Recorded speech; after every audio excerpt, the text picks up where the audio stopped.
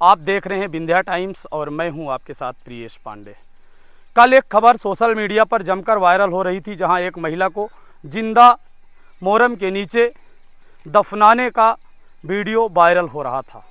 उस पर आज हम ग्राउंड जीरो पर पहुंचे और पूरी हकीकत जानने का प्रयास किए। ये वही स्थान है जहां पर हम लोग इस समय पहुंच चुके हैं।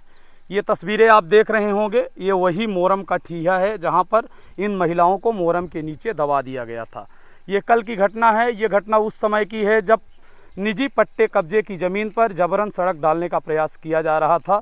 घर में केवल महिलाएं थी, घर के लोग बाहर कमाने के लिए गए हुए थे। वहीं घर के ही एक व्यक्ति की तबीयत खराब थी जो किसी हॉस्पिटल में एडमिट थे।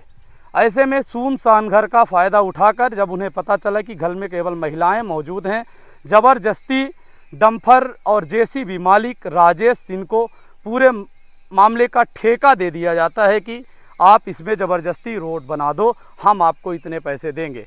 और फिर राजेश सिंह अपने 3 डंपर और जेसीबी के साथ मौके पर पहुंचते हैं और जबरन सड़क बनाने का काम शुरू करते हैं।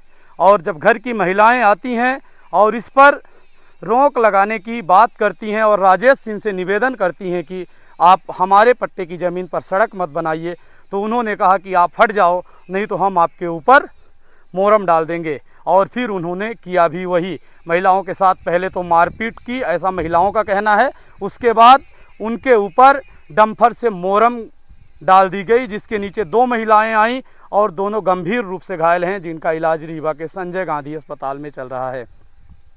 आज पूरे मामले पर हम हिनौता कुठार गांव में पहुंचे, जो गगेव चौकी क्षेत्र अंतर्गत आता है, और यहां पर परिजनों से बात की। उनका कहना है कि राजेश सिंह बार बार बोल रहे थे कि 50,000 में हम ठेका लिए हैं, आज सड़क हम डालकर ही जाएंगे। खनिज माफियाओं के हौसले जिस प्रकार से बुलंद हैं, आप इस हिनौता कुठार गांव में इसका सीधा तस्वीरें देख सकते हैं। यहाँ पर खनिज माफिया राजेश सिंह के द्वारा इसके पहले भी एक ऑडियो सोशल मीडिया पर वायरल हुआ था, जहाँ पुलिसकर्मियों को वो धमकाते हुए नजर आ रहे थे। राजेश सिंह डंपर और जेसीबी के मालिक हैं, जो ऐसे विवादित कामों का ठेका लेते हैं और ज़बरदस्ती पैसा कमाने के लिए किसी की भी ज़िंदगी को दांव में लगा देते हैं। तो हम आज आइए आपको इन्हीं पीड़ित महिलाओं के पास चलते हैं, पीड़ित परिवार के पास चलते हैं और उनकी बातें आपको सुनाते हैं कि पूरे मामले पर इनका क्या कहना है, आपको क्या जानकारी दे रहे हैं। घटना हुई, वो धक्का दिए मेरी दीदी को, मेरी जेठानी को, हाइबा के नीचे राजेश सिंह, और फिर बोले कि मैं 50,000 पैसा लिया हूँ, मैं ऐसे ही करूँगा और जो करना हो मेरा कर लीजिए आप लोग। मैं ऐसे बहुत कांड किए बैठा हूँ, मेरा कुछ नहीं हो पाया, ना हो पाएगा, और मैं ऐसे करता रहता हूँ।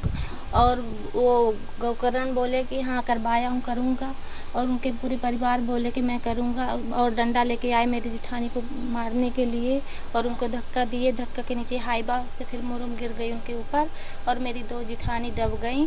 फिर उनको निकालने के लिए सब लोग आ गए, गांव के गुहार पड़े, हम लोग टाले, मेरे सब लोग आ गए और उनको निकालने लगे। और वो लोग देखते रहे खड़े होकर, कुछ नहीं बोले कि मैं उनको ऐसे करूँगा। और वो राजेश सिंह बार बार बोल रहे थे कि मैं करता हूँ, करूँगा, पैसा लिया हूँ 50,000, मैं डाल के ही जाऊँगा।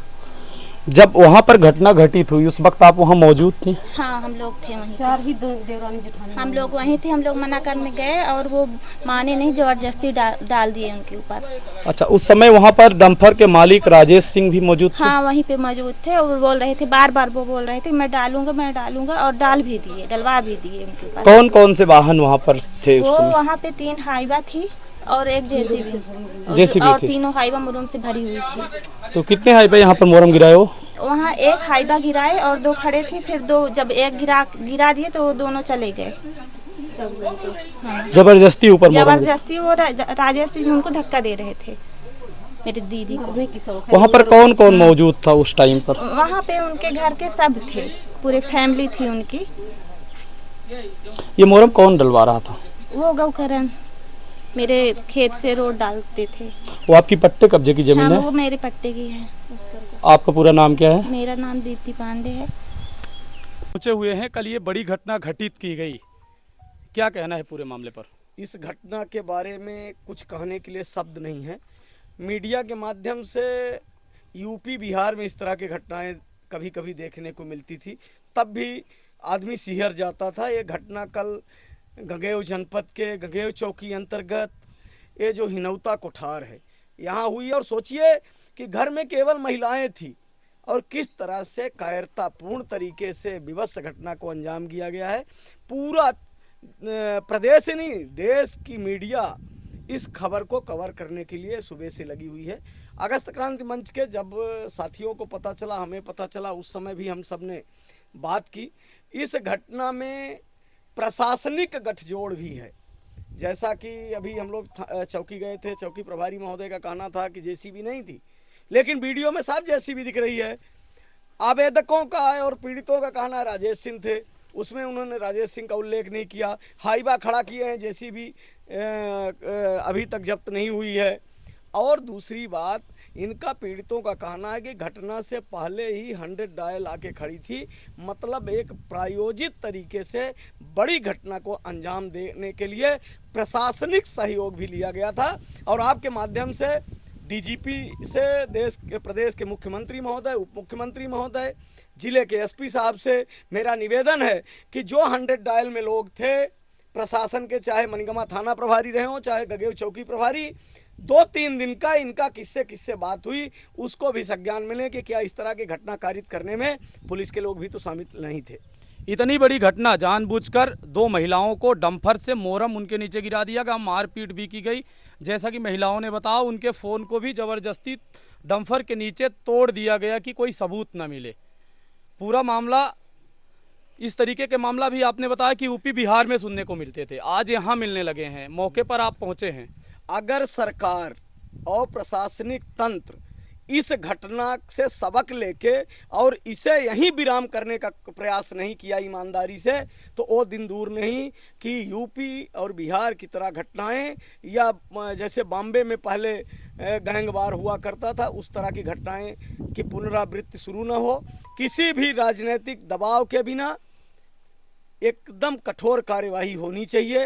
वीडियो जो हाथ लगे वो दूसरे से थे, लेकिन आरोपियों को जिस कैमरे का पता चला, जिस मोबाइल का पता चला, उससे छीन के हाईवा के नीचे डाल दिया गया था। और वो कैमरा आप सब देख रहे हैं वीडियो के माध्यम से, और वो मोबाइल है। पुलिस को चाहिए था कि तत्काल उस मोबाइल को ले जाके CDR, उसको जो बैकअप था उससे लेती, और बहुत सारे वीडियो उसमें निकलेंगे, लेकिन पुलिस आरोपियों को बचाने में लगी थी। और आप सब देख रहे हैं कि किस तरह से संगठित गिरोह ने आके इस तरह की घटना को कारित किया गया है। एक तरह हम महिला सुरक्षा की बात करते हैं, महिलाओं के संरक्षण की बात करते हैं। अगर कोई किसी तरफ कहने को एक तरफ है कि महिलाओं की सुरक्षा का इतना ध्यान है कि कोई 30 सेकंड किसी महिला की तरफ देखे और अगर वो महिला बोल दे कि गलत नीयत से हमें देख रहा था, तो FIR हो जाएगी। और यहाँ 2 महिलाओं को जिंदा दफन करने का प्रयास किया गया, उसके बाद कार्रवाई नहीं। वो मोबाइल है जिसमें बहुत सारे वीडियो बनाए गए थे, बच्चों ने बनाया था, और जैसे आरोपियों को पता चला तो छीन के हाईवा के नीचे डाल दिया गया था। जैसा कि महिलाओं ने बताया कि राजेश सिंह बोल रहे थे कि 50,000 में मैं ठेका लिया हूँ। राजेश सिंह का एक ऑडियो मीडिया के माध्यम से पिछले वर्ष वायरल हुआ था। इन महिलाओं की बेचारियों की क्या हैसियत, वो तो पुलिस के जो सिपाही थे अभिषेक पांडे, जिन्होंने, या गढ़ पुलिस ने पिछले वर्ष इनके हाईवा को पकड़ा था, मोरम लोड हुआ। और जैसा कि मीडिया के माध्यम से आया था, वो ऑडियो आज भी आप सबके पास है, सारे मीडिया के लोगों के पास है, कि जब पुलिस ने उस हाईवा को जब्त किया, किस तरह से राजेश सिंह अपने ड्राइवरों को बोल रहे हैं कि दबा के मार डालो जो भी आए, और नहीं मैं आऊँगा और पूरे गढ़ और लौरी रोड पे गाड़ी दौड़ा के और जान से मार दूंगा। और उनका सीधा कहना था कि बड़े बड़े नेता, SP और जज तक को इस तरह से रोड में मार दिया जाता है, कुछ नहीं होता, तो एक सिपाही की क्या हैसियत है। वो ऑडियो आप सबके पास है। खनिज माफिया के हौसले जिस प्रकार से बुलंद हैं, जिंदा महिला को दफन करने का प्रयास किया गया। अगस्त क्रांति मंच मौके पर पहुंचा है, आगे कार्रवाई नहीं होती तो क्या करेगा? आगे अगर कार्यवाही नहीं होती तो माफिया की तरह हमारे पास ताकत नहीं है। गांधी जी ने एक रास्ता हमें दिया था सत्याग्रह का, और अगर कार्यवाही नहीं होती तो इन पीड़ित महिलाओं के साथ रीवा कलेक्ट्रेट और SP साहब के बंगले के सामने आमरण अनशन होगा, क्योंकि इन माफियाओं से हम लड़ नहीं सकते। ये इनके पास कई तरह के हथकंडे हैं, ये फर्जी मुकदमे में फंसाने का प्रयास करते हैं। तो एक रास्ता बनता है जो गांधी जी ने हमें दिया है, सत्याग्रह का। और अगर हमारे प्राण त्यागने से इस तरह की घटनाओं पे रोक लगेगी, ऐसा पुनरावृत्ति ना हो, तो उसके लिए भी हम अगस्त क्रांति के क्रांतिकारी साथी तैयार हैं। आज अगस्त क्रांति के आप लोग मौके पर पहुंचे हैं, कौन कौन लोग सामने आए हुए हैं? हमारे जिला सचिव हैं, हमारे जिला अध्यक्ष हैं, हमारे मीडिया प्रभारी हैं, हम सब लोग आए हैं और आपके माध्यम से बताना चाहते हैं कि यहाँ तो जिले के सभी राजनेताओं को आना चाहिए, चाहे किसी दल के हों। ये घटना एक वायरस है और इस तरह की घटनाओं पे अगर रोक नहीं लगती तो भविष्य में किसी का जीना मुहाल हो जाएगा। बताइए कि 4 महिलाएं अकेली घर में थी, कमाने वाले पुरुष परदेश में हैं, और किस तरह से आके उन्होंने जिंदा दफनाने का प्रयास किया गया। तो रात को इसके साथ क्या घटना हो सकती है? मेरा ये कहना है कि इसमें ये दोनों की बातचीत आपस में इनकी हुई, तो सबसे बड़ा दोषी तो राजेश सिंह है। सबसे बड़ा दोषी राजेश सिंह है, जो उसको न ये न चाहिए कि मतलब आपसी विवाद में वो भाग ले, जबकि वो आपसी बात में भाग लिया है और वो ज़बरदस्ती मुरुम डरवाया है और कहा है कि इसके ऊपर चढ़ा दो। लेडीजों के धक्का मार के गिराया, और लेडीजों के धक्का मार के गिराया। आप सत्ता पक्ष के नेता भी हैं जी, तो आपकी सरकार है, सरकार से क्या मांग है आपकी? सरकार से मांग है कि इनको फांसी की सजा दी जाए और बुलडोजर चलवाया जाए अपराधियों के। अच्छा, आपने बात की इस संबंध में मनगवा क्षेत्र के विधायक सांसद किसी से? जी हाँ, की किससे की है? विधायक से। क्या कहा विधायक जी ने? विधायक जी ने फ़ोन किया, एसपी को फ़ोन किया और थाने में फ़ोन किया और ये बोला कि मुलजिमों को पकड़ो। विधायक जी ने आश्वासन दिया है? दिया है। आपका पूरा नाम क्या है? निशा पांडे। जब ये घटना पूरी घटित की गई उस समय आप भी वहाँ पर मौजूद थी? जी, हम तो चारों देवरानी जेठानी थे। अच्छा, ये कैसी पूरी घटना है, कुछ ये बताइए? जबरदस्ती 4 महीने से हम लोग को परेशान कर रहे हैं और जबरदस्ती रोड डलाने के लिए हमारे पट्टे की ज़मीन में गोकर्ण प्रसाद पांडे हमारे ससुर के चचेरे भाई हैं, वो ज़बरदस्ती रोड डलाने के लिए पूरी कोशिश कर रहे थे। और फिर राजेश सिंह को वो लेकर आए। हम राजेश सिंह से निवेदन किए कि हमारे घर में हमारी सास नहीं है, हमारे देवर नहीं है, हमारा छोटा देवर एम्स में रायपुर में भर्ती है और घर पे कोई नहीं है, हम सिर्फ 4 महिला हैं, छोटे छोटे बच्चे हैं।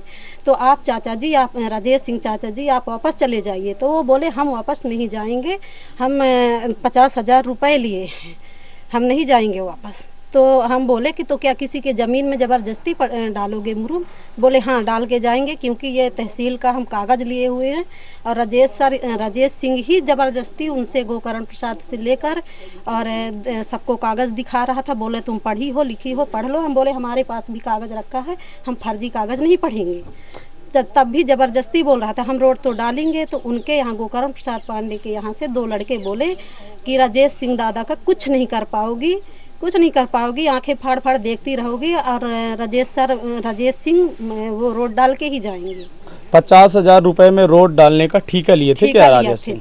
3 डंपर, एक जेसीबी थी, तीनों डंपर मुरुम से भरे हुए थे और ज़बरदस्ती फिर घुमा फिरा के ज़बरदस्ती ही रोड डाल रहे थे। बोले नहीं डाल रहे हैं, नहीं डाल रहे हैं, बीच खेत से हमारे डाले हैं। फिर हम लोग जा के बैठ जा रहे थे तो बोले इनको मरने की शौक है, इनको मार दूँ। कौन बोला ऐसा? वही बोले हैं, राजेश सिंह बोले हैं इनको मरने की शौक है। तो ये बहुत वो कर रही हैं, नहीं भाग रही हैं, तो चला दूँ, कर दूँ, रोड डालो। और फिर इतने में वो बोला गोकर्ण प्रसाद पांडे की ठीक है, नहीं डालने दे रहे हो तो हम पुलिस को बुलाएंगे, पुलिस डलवाएगी। पुलिस को वो फ़ोन लगाए हैं, 10-5 मिनट बाद पुलिस भी आई है। फिर पुलिस आई है और इसके बाद ही मुरुम डाला गया है। पुलिस चली गई है, पुलिस आके चली गई है, इसके बाद मुरुम डाली गई है।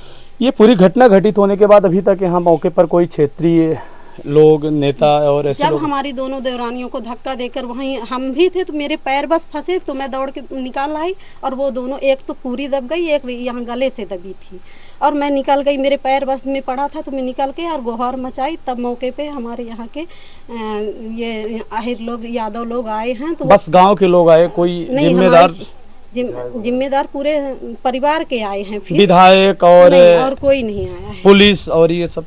नहीं, विधायक आए थे पहले, सरपंच आए हैं, वो तो बाद में आए हैं, वो नहीं आए हैं पहले।